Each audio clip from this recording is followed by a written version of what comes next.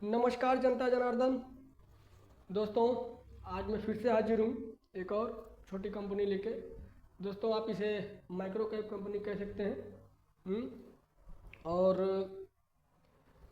दोस्तों, ये company original design and manufacturing में काम करती है। कंपनी समझिए कि डिक्सन टेक्नोलॉजी की तरह है, लेकिन ये company air cooler, air conditioner, यही सब चीज़ बनाती है।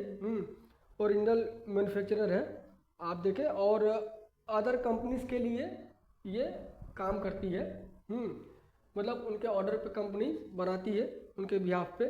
आप देखें, हाँ, कंपनी काम किस किस सेगमेंट में करती है आप ये देख सकते हैं। पहले indoor unit, outdoor unit, Windows air conditioner हैं। उसके बाद induction stove, mixer grinder, water dispenser, और भी बहुत से हैं।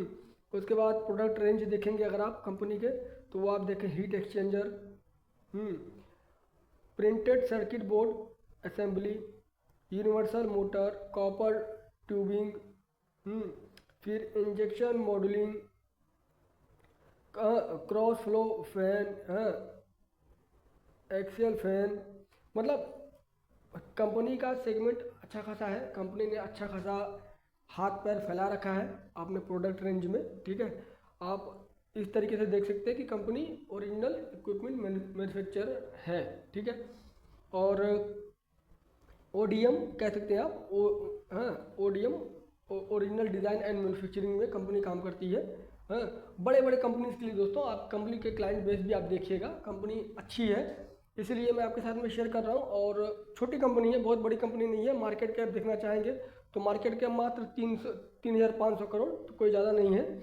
और कंपनी का आप नाम देख लें पहले, ईपेक ड्यूराबल्स लिमिटेड। और दोस्तों, मैं क्या फ्लो में ना कंपनी का नाम बताना भूल जाता हूँ, आप ऊपर देख लिया कीजिए कंपनी का नाम। और क्लाइंट बेस अगर देखना चाहेंगे दोस्तों, तो क्लाइंट बेस देखें पहले। बाकी आप अपने स्तर पे इन सब चीज़ों को पढ़ें अच्छे से। ठीक है, air conditioner, small domestic appliances, ठीक है, component, manufacturing facilities, manufacturing capacities, इन सबको आप दोस्तों अपने स्तर पे पढ़ें। कंपनी अच्छी है, बहुत बेहतरीन है।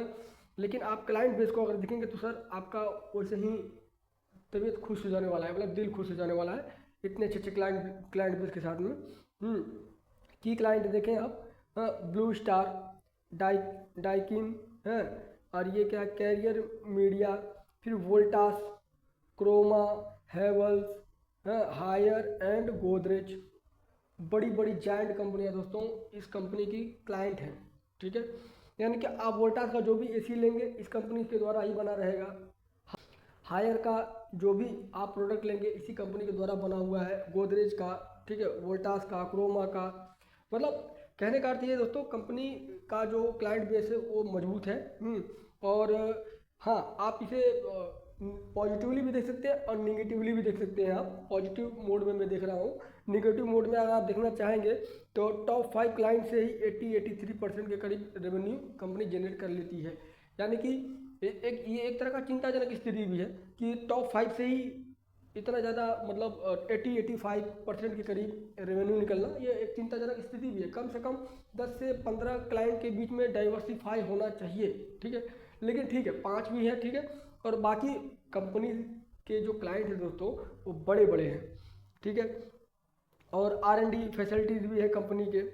70 एम्प्लॉय सिर्फ R&D के लिए कंपनी ने रख रखे हैं। हाँ, कॉन्ट्रैक्ट मैन्युफैक्चरिंग एंड हाइजेंस, हाँ, मतलब कंपनी जापान की कंपनी के साथ में भी टाई अप में है, उसके उनके लिए भी अप्लायंसेस बनाती है, उनके भी कामकाज को देखती है कंपनी। हाँ, और कंपनी का खुद का ट्रेडमार्क भी है ईपेक के नाम से। मतलब कहने का दोस्तों मतलब ये है कि अच्छी कंपनी है, अच्छे फंडामेंटल के साथ में है। और ऐसी कंपनीज के बारे में मुझे लगता है कि सोचना नहीं चाहिए। और एक साल 1.5 साल के अंदर अंदर अच्छा ग्रोथ भी कंपनी में आया है। आप देखें, मार्केट कैप देखेंगे तो 3500 करोड़ के करीब करीब, करंट प्राइस 369 रुपये, हाई लो देखेंगे तो 151 और 674 का, इतना ज़्यादा फ्लक्चुएशन हाई और लो में, वो भी एक साल के अंदर। उसके बाद स्टॉक का पी देखेंगे 78 का, इंडस्ट्री पी चल रहा है 80 का, यानी कि अपने इंडस्ट्री पी से नीचे है। ठीक ठाक वैल्यूएशन को कह सकते हैं आप इसे। हम्म। हाँ, थोड़ा सा चिंताजनक स्थिति कहाँ पे है, आरओसी और आरओई में फिलहाल अभी 8 और 5 का चल रहा है। डिविडेंड कंपनी कुछ देती नहीं है, फेस वैल्यू 10 का है। ईपीएस निकाल पाती है कंपनी 4 रुपये 73 पैसे का। ठीक है। पेट्रोस्की स्कोर कंपनी का ठीक है, अच्छा है, आप इसे बोल सकते हैं गुड है, बेहतरीन है। हाँ, एक्सीलेंट नहीं कहेंगे लेकिन आप इसे वेरी गुड कहेंगे। हाँ, 6 का पेट्रोस्की स्कोर। ग्राहम नंबर निकल के आ रहा है 100 रुपये का, और कंपनी कारोबार कर रही है 369 पे, जो कि मुश्किल है। हाँ, मुश्किल है ग्राहम नंबर के पास आना, इंट्रिंसिक वैल्यू के पास आना मुश्किल है ऐसा, लेकिन कभी आ जाए तो मौका समझे, मुझे ऐसा लगता है। कंपनी एसएमई में भी नहीं है, 1-2 शेयर रख के दिखाया जा सकता है। इंटरेस्ट कवरेज रेशियो देखेंगे तो 2.22 है, जो कि बैड है, मतलब गुड भी नहीं कह सकता मैं इसे। एटलीस्ट ऐसी कंपनीज का इंटरेस्ट कवरेज रेशियो कम से कम 8 का 10 का होना ही चाहिए। और उसके बाद आप कंपनी का चार्ट देखेंगे तो आप देख ले मैक्सिमम चार्ट। कंपनी का मैक्सिमम चार्ट आप देख ले, अच्छा खासा ग्रोथ है कंपनी के चार्ट में है। 2024 से लेकर 2025 में ठीक ठाक कंपनी ने रनअप दिखाया है। और प्रोज एंड कॉन्स देखेंगे तो प्रोज में यही है कि उम्मीद है कि अगला क्वार्टर या इसके बाद का और भी क्वार्टर अच्छा आए। डेटर डे भी इम्प्रूव हुआ है, 103 दिन से 54 दिन पे आ गया है। बाकी कॉन्स में आप देखेंगे तो बुक वैल्यू तो महंगा चल रही है, मैं इसे कौन नहीं मानता, डिविडेंड नहीं देती, मैं इसे भी कौन से नहीं मानता। Company has a low return on equity. हाँ, 3 साल में लगभग 9.5% के करीब करीब का आरओई निकल के आ रहा है, जो कि गुड है, बहुत अच्छा नहीं है। और बहुत बुरा भी नहीं कहेंगे इसे। ठीक है, कंपनी ग्रोथ है, स्लो ग्रोथ है, ये मान के चलते हैं हम। वर्किंग कैपिटल हैव इंक्रीज, ये थोड़ा सा कंसर्निंग है। वर्किंग कैपिटल इंक्रीज हो रहा है 70 से 110 दिन। ठीक है, तो जो कि ठीक है, कंपनी आगे चल के काम करेगी, उम्मीद है। और आप ईयरली बेसिस पे हम चलते हैं कंपनी के सेल्स पे। किसी भी कंपनी का सेल्स दोस्तों उस कंपनी का हेल्थ बताता है, सीधा सेल्स है तो समझिए कंपनी का हेल्थ है। और सेल्स देखिए आप 736, 924, 1539, 1420, 2053, यानी कि कंपनी की सेल्स में अच्छा खासा जंप है, अच्छा खासा ग्रोथ है। और ओपीएम आप मान के चले कि 6 से 7%, 8%, 10% के करीब करीब कंपनी का ओपीएम रहेगा, इतना ही मान के चले। एक्स्ट्रा कुछ उम्मीद लगा के नहीं चले कि 20% का ओपीएम आ जाएगा, 25% का नहीं, 7 से 10% भी ठीक है ऐसी कंपनीज के लिए। क्योंकि कंपनी दूसरों के बिहाफ पे काम कर रही है दोस्तों, तो उसमें कितना ज़्यादा मार्जिन रख के चल सकती है कंपनी, मार्जिन ज़्यादा नहीं रख पाएगी, उम्मीद है मुझे। और आप नेट प्रॉफिट देखेंगे तो नेट प्रॉफिट 8, 17, 32, 35, 45, कंपनी के नेट प्रॉफिट में भी अच्छा खासा ग्रोथ है। ठीक है, और कंपनी का अदर इनकम देखेंगे तो अदर इनकम भी कुछ बहुत खास नहीं है। हाँ, वही 20-21 करोड़ के करीब करीब है। ठीक है, कंपनी अपने कोर बिजनेस से अपना कोर इनकम जनरेट कर पाती है। बोरोइंग रिजर्व पे चलेंगे तो देखें, बोरोइंग पड़ा है 488 करोड़ और रिजर्व पड़ा है 815 करोड़, यानी कि लगभग डबल का मामला है। रिजर्व से बोरोइंग आधा मान के चले आप। तो ठीक है, इतना मैनेजेबल है, रिजर्व अच्छा है तो कंपनी अपने डेट को मैनेज कर सकती है। और ईयरली बेसिस पे अगर आप कंपनी के प्रोमोटर्स के हालचाल देखेंगे तो देखें 48% ठीक ठाक कहेंगे इसे, बहुत अच्छा होल्डिंग नहीं कहेंगे लेकिन गुड कहेंगे। लेकिन इसमें एफआईएस का भी प्रेजेंस है 1.31%।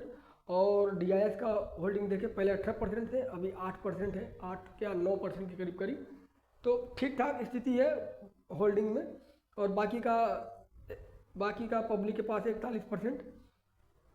कहने का अर्थ दोस्तों ये है कि कंपनी अच्छी है, मुझे अच्छी लगी। हाँ, प्रमोटर्स की होल्डिंग बहुत ज़्यादा चिंताजनक नहीं है। ठीक है, 40% के नीचे रहता तो मैं तो सीधा हाथ उठा देता हूँ भाई, आपको मालूम है। लेकिन 48% है तो ठीक है, और हो सकता है कि आगे चल के प्रमोटर्स अपनी होल्डिंग को इंक्रीज़ करें। लेकिन दोस्तों कंपनी की स्थिति अच्छी है, कंपनी के सेल्स में ग्रोथ है, प्रॉफिट में ग्रोथ है, कंपनी अच्छे सेक्टर से आती है, कंपनी के क्लाइंट बेस बहुत सॉलिड है। तो ठीक है, ऐसी कंपनी को अपने पोर्टफोलियो में जगह देना बनता है, देना चाहिए। ठीक है। बाकी दोस्तों आप अपने स्तर पे पढ़ें, देखें, समझें, उसके बाद फिर किसी डिसीजन पे जाएं, ठीक है। और अपने राय कमेंट करें और सब्सक्राइब भी करें दोस्तों। सब्सक्राइब करें, शेयर करें और लाइक भी करें। और देखते जाए। देखिए दोस्तों, मार्केट गिर रहा है, ठीक है, धैर्य बना के बैठिए। गिरावट में अगर कुछ होते हैं आपके पास में, कुछ मुद्रा हो रहती है तो ठीक है, गिरावट में अच्छी अच्छी कंपनियां मिलती हैं, बहुत बेहतरीन बेहतरीन कंपनियां करेक्ट हो चुकी हैं, करेक्शन हो चुका है उनका, सही वैल्यूएशन पे आ चुकी हैं, उनमें आप होल्डिंग बना सकते हैं। दोस्तों मार्केट में ना मौका बार बार नहीं मिलता अगर देखा जाए तो, लेकिन जब भी मौका मिले लपक लेना चाहिए, ठीक है। कहते हैं कि मार्केट इस तरीके का मौका, इस तरह का मौका बहुत मतलब रेयरली ही देता है, बहुत टाइम के बाद ही देता है। बाकी छोटा मोटा करेक्शन तो मार्केट में आता रहता है, जाते रहता है। मार्केट हमेशा मौका देते रहता है और अच्छी अच्छी कंपनी को अच्छे भाव पे, अच्छे वैल्यूएशन पे पकड़ने का मौका है ये, ठीक है। बाकी सबका अपना अपना नज़रिया है, ठीक है दोस्तों। आप अपने स्तर पर पढ़ें, देखें, समझें, उसके बाद किसी डिसीजन में जाएं। तब तक के लिए आप मुझे आज्ञा दें। जय श्री कृष्ण।